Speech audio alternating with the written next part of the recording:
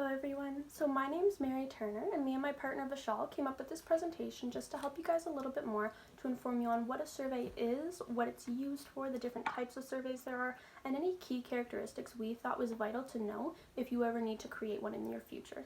So let's start off with what is survey research. So survey research is when an investigator administers a survey to a sample or an entire population to describe attitudes, opinions, behaviors, characteristics of that population. So it is usually a quantitative type of study, but it can be qualitative depending on the researcher.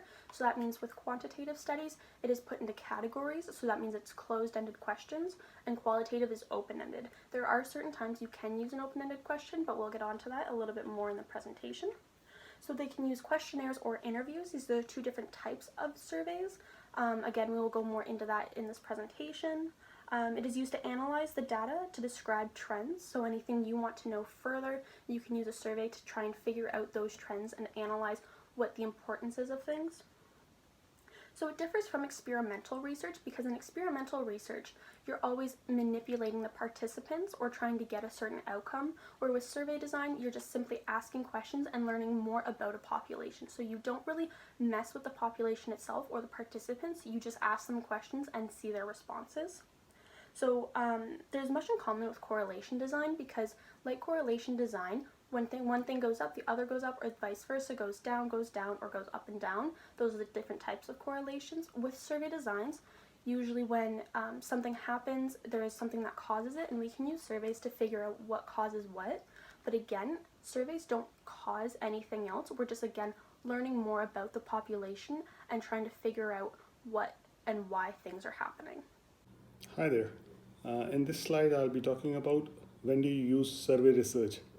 Survey is a system for collecting information from or about people to describe, to define, compare, gain knowledge about attitude, trends, behavior, to describe the trends in the population, whether it could be related to car, books, cooking, a trend. To describe individual opinions about, could be about policy, and to determine, help people to identify important beliefs and attitudes, and evaluate the effectiveness of things. It could be related to the social work program, whether it's effective or not. It could be about professors' teaching method, are they effective or not? College facilities or amenities, are they effective or not?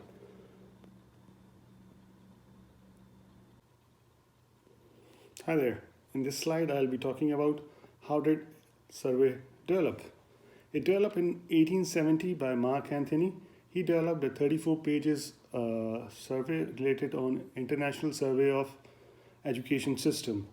But we can say like modern survey started to begin during World War I and World War II, and major contribution during that time in the survey was survey techniques and different measurement tools developed during that time. Likert scale has done a major change. In the Likert scale, we do say strongly agree, strongly disagree. It has been a revolution in the survey in the field due to the Likert scale. And most of the surveys are now online because it's more cost effective, timely, and quickly it gets the results. And different companies, different tools are using people for generating surveys such as SurveyMonkey, Google Doc, Google Forms. So you may be asking, what types of survey designs are there? Well, there's two types of survey designs. They're called cross-sectional, which is when you collect all the data at the same time, and there's also a longitudinal design, which is the same population over a longer period of time. So let's get a little bit more into what cross-sectional is. So this is actually the most popular type of survey design. So it is used because you collect all the data at the same period of time with different populations. So this is usually used to measure current views or opinions or beliefs on certain current events. So this is used a lot in politics with current shareholders. Anything that is happening right now you use cross-sectional for because you can collect all the data at the same time. So there are different types of cross-sectional surveys. So they are used to examine current attitudes, beliefs, opinions, or practices. So what people think about issues, practices, or other actual behaviors. So this can be what is happening again at this now time. So you can also use it to compare two different groups. So in an educational setting, you can use it to compare students with students, students with teachers, students with parents, any two or more different types of groups you can compare using cross-sectional. So you can also use it to measure community needs. So you can ask the community what they need at this point in time and how they would like it delivered to them. So this can actually help a lot of communities. It's very quick and it's very effective to get what they need out to them. You can also use it to evaluate a program. So like Fanshawe has one where you can evaluate your professors and give them a rating. So you are given certain questions and you just fill those questions out, and that actually evaluates their performance or the course. And you can also use it for large scale assessments. So this is usually nationwide, statewide if you're in the United States. So this is a large number of participants. So with a large number of participants, it's easier to do it right now than it is to study them over a longer period of time. So now let's get into longitudinal study design. So this is studying the same population over a longer period of time. So there are different types of longitudinal study. So there's trend study, which is identifying a population and examining them. So over a long period of time, like all of them. So this is when it doesn't have to be the same people, just the same population. So for example, if you're studying a high school graduate group for 4 consecutive years, it's going to be different graduates, but the same population. So you can get the same results over those 4 years, just with different people, same population. So that's called a trend study. There's also a cohort study, which is when you study a subgroup in the population with common characteristics. So let's say in 2001, you study a bunch of 18-year-olds in your study. So then you go back in 2006, you're going to study a bunch of 23-year-olds. So they were 18 in 2001. Again, it's the same population, just different people. So the final one is a panel study. So this is actually the same people over that long period of time. So this is difficult because it's harder to locate those individuals after that long period of time. And it's also takes a lot longer to find those people, to survey them, and to get in contact. Some of the advantages is that with the same people, you can research actual change that happened in that group. With different types, such as the trend study or the cohort study, it's a different people. So it's a little bit difficult to try and match those trends. But with the panel study, it's the same people over that long amount of time, so you're going to get more accurate results. In this slide, I'll be talking about key characteristics of a survey research. Sampling from a population, collecting data through questionnaire or interviews, designing instruments for data collection, obtaining a high response rate. Out of this, I'll be covering sampling from a population. So, sampling from population, to understand, we need to understand these three main definitions. What is population? Population is a group of people with some characteristics that distinguishes them from others. And what is a target population? A representation of a bigger population, the smaller group which represent the bigger population. And what is sampling? What is the sample?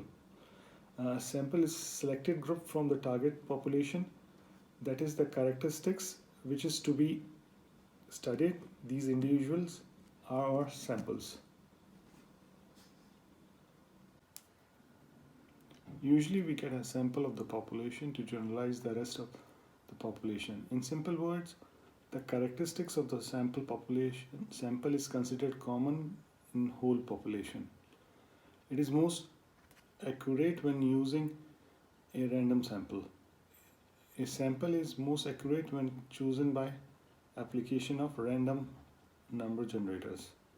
Large number, more accurate. Thumb rule. It is important to select the largest number possible so that sample will have similar characteristics to target population.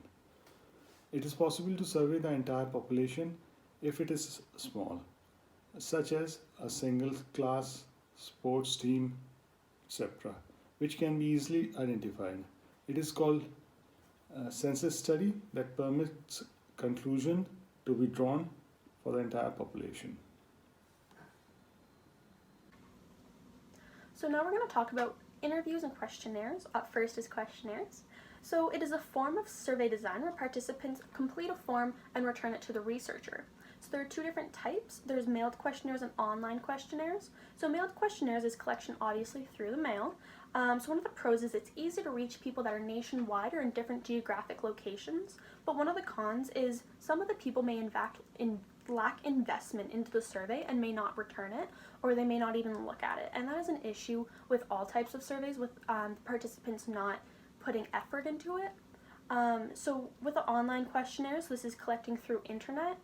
So there are several websites that actually can help you create different surveys and different types of questionnaires. So one of the pros is it's really quick. You can virtually reach anyone, and sometimes you don't even have to create the survey. So like I said with those previous websites, so some of those websites will actually create the questionnaires for you. You just have to input a topic or input your questions, and it's already made for you with the answers, everything you need. One of the cons is that it is biased to the people who do not have internet access. So if someone lacks internet access, lacks Wi-Fi, doesn't have those available resources, they can't participate in the study, which can be an issue. And it also may go directly to junk mail, which is something that a lot of researchers struggle with, is their address is unknown and they just send it to junk. And then you won't get a very high response rate, which can be a big issue when it comes to this. So now we're going to talk about interviews. So an interview is a form in which the researcher records the answers supplied by the participant in the study. So the researcher will ask a question from an interview guide and listen for answers and look at behaviors of the participant. So a one-to-one interview is a different type of interview as well. So this is when it's only the interviewer and the participant. So this is usually used for sensitive questions where the participant wouldn't want their answers to be shared. So a sensitive question can include sexuality, it can include drug use, anything where the participant isn't comfortable other people knowing. There's also a focus group interview, which is when you ask questions to a smaller group, usually 4 to 6. And this is good because it's easier to reach more people, it's quicker, which is always a bonus. But the issue is all of the participants will see all the answers of the other people, and that can be a confidentiality issue if the participants aren't comfortable with that. And finally, there's the telephone interview, which is used a lot nowadays. So this is more modern. This is something where it's easy to access, but it's difficult if some people don't want to take this survey. They will just hang up. So that can be a big con, trying to reach those people and having a high response rate. But it's easy to access people of different geographic locations, which is always a bonus. Instead of having to meet up for those one-to-one interviews or for those focus groups, you can just call them, which is more convenient. Hi there. In this slide, I'll be talking about instrument design. In general term, researchers use as a measurement tool or device for collecting data through survey, questionnaire, tests, etc. There are the major 3 steps involved in the instrument design for data collection. Write different type of question, such as a personal, attitude, behavioral, sensitive question, open question, closed questions, so that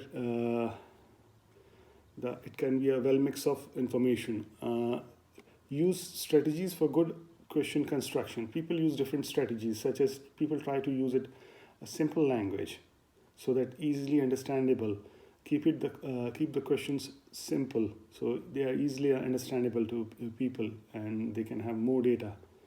And people perform a pilot test of the questions. Pilot study. It is also called pilot study. In it, what happens when the questionnaire is developed? They float it into a small portion of the population to see how much target audience is comfortable using that questionnaire. Whether it's too long for them to fill it, the language of or grammar of the questionnaire is difficult for them to understand. So after getting some feedback, they moderate the questionnaire and again refloat it to have a better feedback. So what types of questions are there in a survey? There's usually 3 themes or types of questions that go into surveys. So there's personal, attitudinal, and behavioral questions, there's sensitive questions, and there's also open, closed, or semi-closed questions.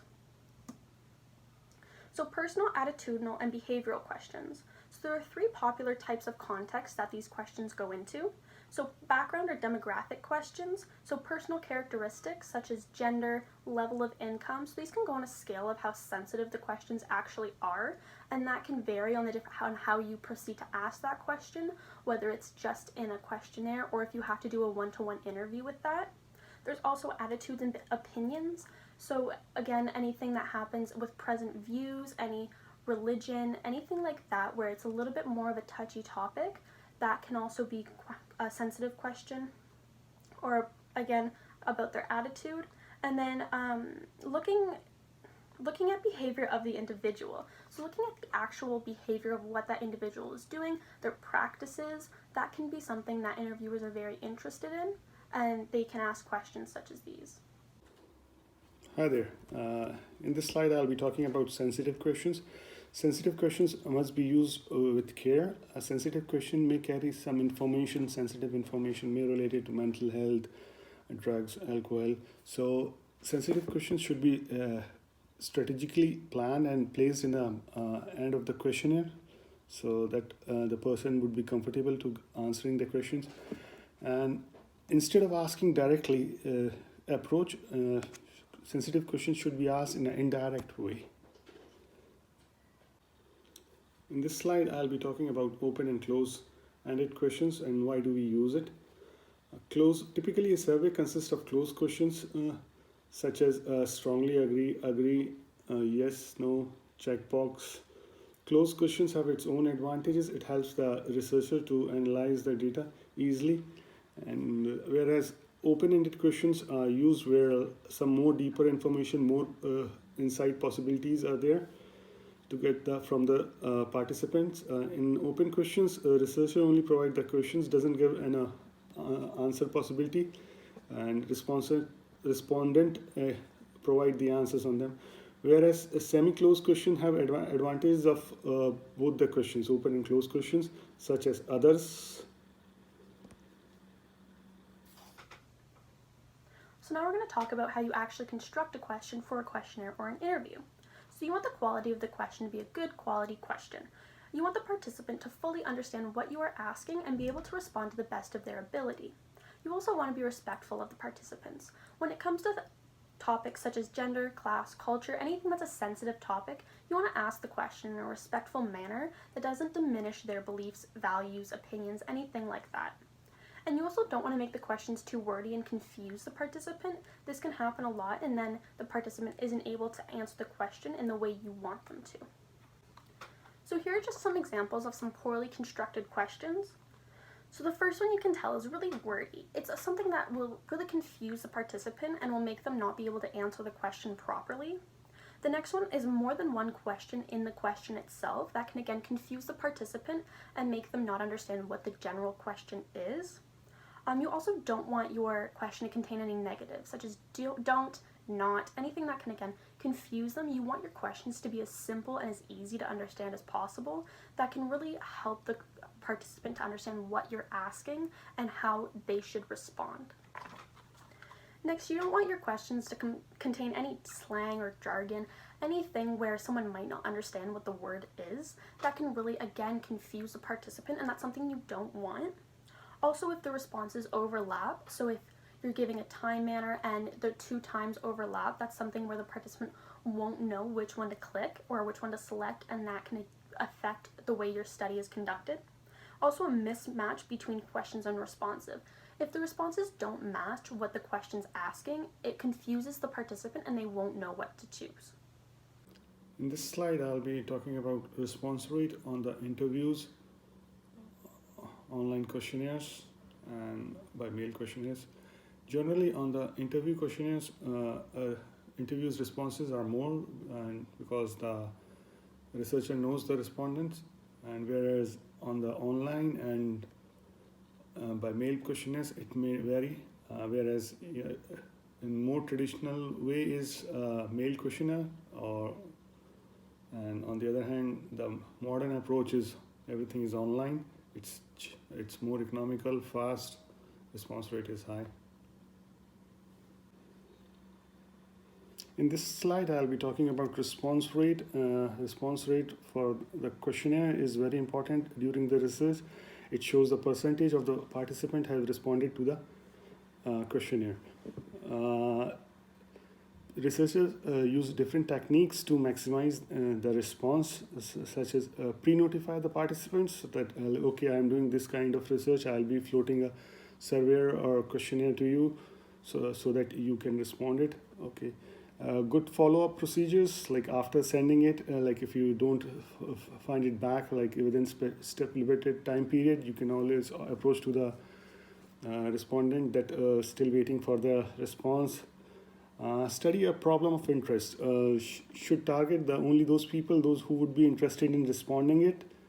So that's why that's the way it could increase the respondent rate. Using a brief instrument. Using a brief instrument means the tool, like which is a survey, should be brief. It should not be of 40-50 questions that the respondent wouldn't be interested in responding it, and it should be of interest only. Consider use of incentives, which consist of also ethical issues as well on the gray area. This is a gray area. And incentive should not be more than that it shouldn't be that much that it may influence the research. In this slide, I'll be talking about the responses from the respondent. It may be bias. It happens when the respondent may give the answers maybe too positive or too negative and doesn't reflect a true picture. It could be due to any reason. In this slide, I'll be talking about response set. It happens when the respondent give the answers in a one particular pattern, such as just answering all the questions strongly agree or maybe strongly disagree. It happens maybe due to they might be in a rush, may not be interested in the survey, and doesn't give right answers. So how do you construct and analyze an online or mailed questionnaire? So there are three aspects of using mail questionnaires. There's a cover letter, the actual questionnaire itself, so the form or construction of the questionnaire, and there's also a procedure to analyze. And you want to know how you're going to analyze the data once it's given back to you. So a cover letter is a very important part of a questionnaire or a survey. You want to identify yourself and what you're doing to the participant. So some important elements you should include in your cover letter are the importance of the participants, how you value their responses, and how important it is that they get back to you. This really puts some value in their hands and makes them feel valuable. You also want to identify the purpose of the study. Why are you conducting this study? What they could learn from the study, and anything you want them to know about the research you're conducting. You also want to ensure confidentiality. You want to make sure that they know none of their responses or answers are going to go out into the public with their name. You want to make sure that they understand that everything they select or answer will remain confident. You also want to talk about your sponsorship, so your institution's name, the advisor's name, anything that addresses where you're coming from or where the survey is coming from. And finally, you want to talk about the completion and return times, so how long it will take for them to complete the survey, when you want it to be returned so it doesn't get lost in confusion, any times that are important that they need to know about. So this one's pretty easy with the overall questionnaire construction, so you just want it to be short and easy to read. You don't want the participant to get lost in the confusion of the questions or how complex the questions are. You don't want there to be a lot of words on the page that make it look jammed and just not pretty to look at, basically. You want it to be very clean and well organized. In this slide, I'll be talking about how to design and conduct an interview survey, stance of the interviewer, train the interviewer, know the steps in administering an interview. So what is stance of the interviewer? The neutrality of the interviewer is the stance. The interviewer should not be disturbing or misleading the client by asking the questions in a tone that the person who is responding on the questions may change the answers. Train the interviewer. Training is very vital. There may be many more person will be working on conducting the survey. So the person should know the order of the questions. They shouldn't deviate from the actual topic. They should dress properly, and not the least, be respectful all the time to the person when they're conducting interview.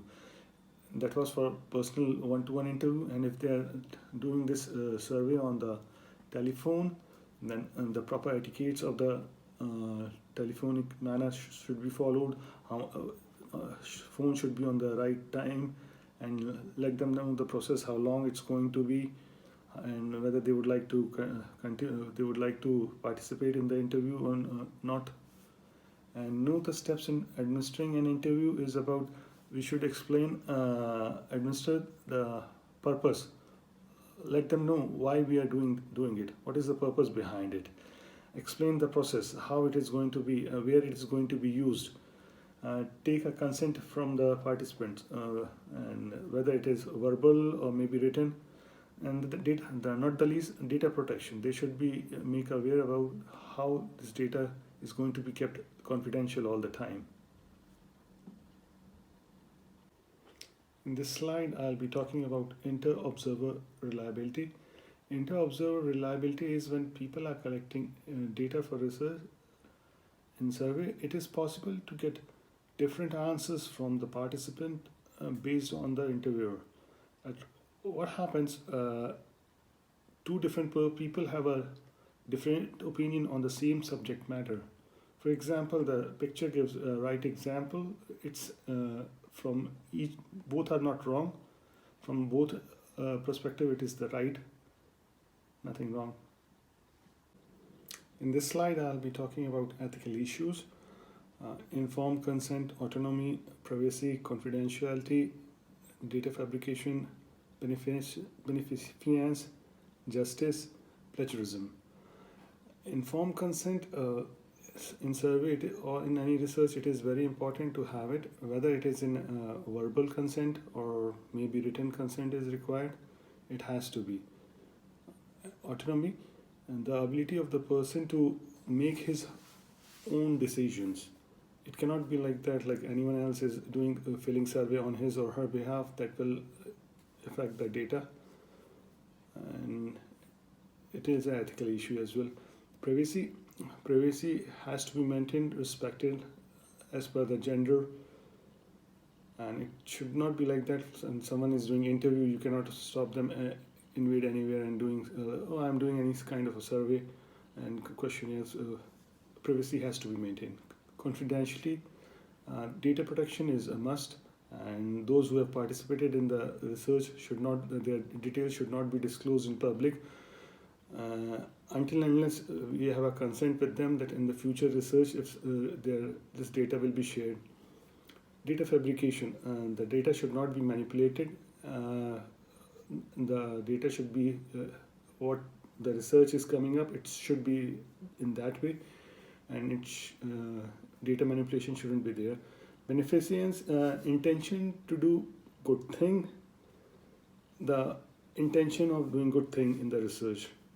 And justice is about the fair selection of the research participants in the research, and let them know that what are the effect and advantage of participating in this research. And last not the least, plagiarism. You cannot claim anyone else's work, your work. You cannot use someone else's data without mentioning the source. So me and my partner, we gave out a pilot test to give to some of our classmates that filled out a survey that we actually handed out to them earlier this week. So if you did that, we would like to say thank you for participating. So here's the first question that we asked. We simply asked their gender. So we gave 3 options for this. We gave male, female, and other. The other is known as a semi-closed question because it does give a long answer possibility without being put into categories. This is very important to mention when you're doing a question such as gender, where there are many options and you don't want to put them into a category where they aren't comfortable in. Also you want to talk about the workout time, how long they took. I just want to mention that the times don't overlap. It's a very clear-cut time frame, and you can select one of the two so they don't get confused on what time frame they're talking about. Also the campus gym washrooms, how clean they are, what they were like. So again, the answers don't overlap and the questions are very clear and the participants could understand fully what the question was. It's very important that you make the questions as simple as possible so the participants don't get confused. In the coming slides, I'll be talking about our survey questions. So let's start with, are the toilets clean when you use them? And this was the question. And 42.9% of the respondents were saying maybe, and because they were not sure. They may have found clean, they may have not found it.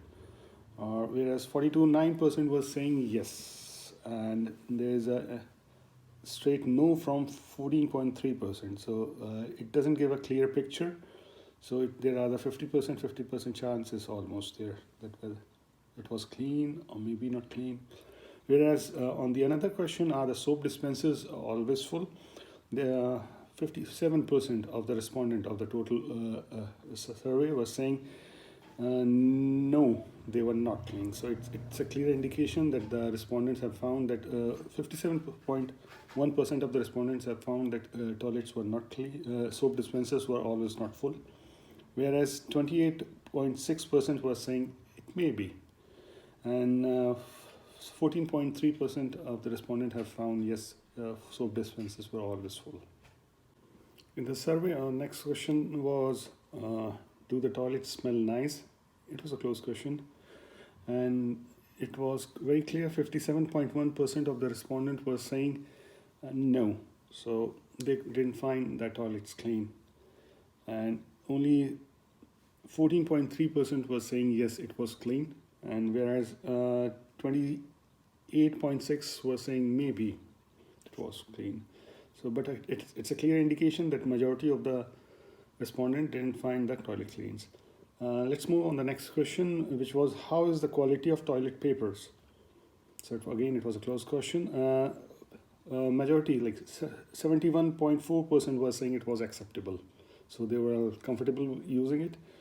Whereas there was a straight 28.6% was saying bad. They were not satisfied. And there is no very bad answer for it. Moving further down the line in our survey, our next question is, are the toilet rolls refilled frequently? It was a closed question, and 42.9% was saying straight away maybe. So they are not sure. At times they may have found it, they may have not found it. And whereas 28.6% was saying straight away yes, they have found the toilet rolls every time. And 28.6% was saying no. However, on the next question, moving forward, how do you normally dry your hands? It was a closed question.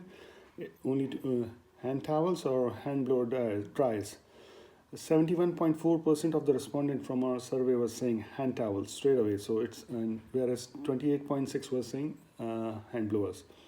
So you can see, like, majority of the respondents were saying they were using hand towels for their drying their hands. All right. Moving further, our survey's next question was, are you comfortable using present setup showers? So there was straight away 57.1% was saying no. So the respondents were pretty much not comfortable using the present setup, and whereas 14.3% was saying maybe, and 28.6% was saying yes, they were happy. So majority of the population from our survey was saying they were not comfortable using the present setup. They might not be fit to use. Moving further on the next question, how much is the waiting time in the washroom facilities? It was a closed question. 85.7% was saying 0 to 5 minutes. It's a waiting time, whereas 5 to 10 minutes was said by 14.3%. So it's clearly visible that, like, there's a waiting area, like a number of washrooms supposed to be increased in the college facilities. Further moving forward, our next question in the survey down the line is, are you happy with gymnasium washroom facilities? It was a closed question. 42.9% were saying maybe, and whereas 57.1% was saying yes. So majority of the population from the target audience was saying they were happy. Whereas moving on the next question, are the gym washroom wheelchair friendly? Majority, like 71.4% were respondent was saying it is a wheelchair friendly, and 14.3% was saying no, and 14.3% was saying maybe. So this small survey which we have conducted, it reflects a lot of current situation of the college facilities and which can be filled by understanding the gap.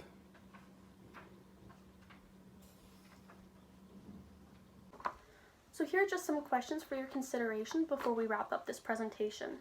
I want you to ask yourself, what are the advantages and disadvantages of both cross-sectional and longitudinal study? I want you to talk about what is the purpose of survey research and what circumstances are they most effective in. Explain the difference between a questionnaire and an interview. What are the 3 types or themes of questions that are presented in surveys, and provide an example of each. And then list and explain the 4 characteristics of survey design. So I'd just like to thank you guys for watching and participating in our pilot test if you did. If you have any questions or concerns, please direct them to myself or Vishal. Our emails are listed on this slide if you want to just pause the video and take those down. I just want to thank you again for watching.